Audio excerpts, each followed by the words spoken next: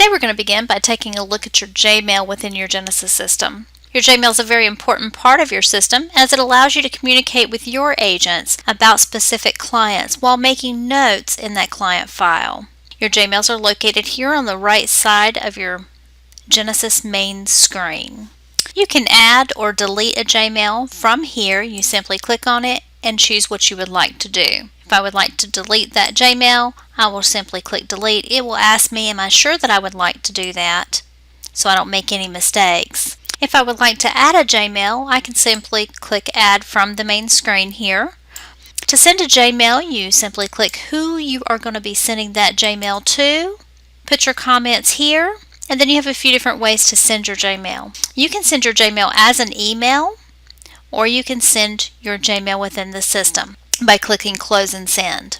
You can also forward a Jmail that someone else has sent to you to someone else. Or you can reply to your Jmail.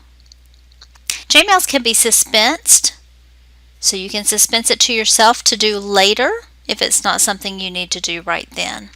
You also have the opportunity to spell check your Jmail before you send it. Jmail does allow you to attach images or send out broadcast Jmails to all users. You do have the opportunity to print a Jmail as well.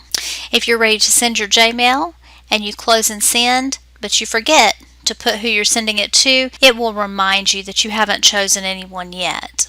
And then at that point, you choose who you're going to be sending that to, and you close and send. I didn't include a subject line, so it's reminding me of that here. If I choose no, it'll send it the way it is. Now let's say that Anthony Smith had called in and I've been working with him, and I need to ask one of my agents to do something on this policy. I'll simply hit Control J. And then I will pick who I need to ask to work on this policy. You'll notice it has the name and policy number that I'm on in the subject line.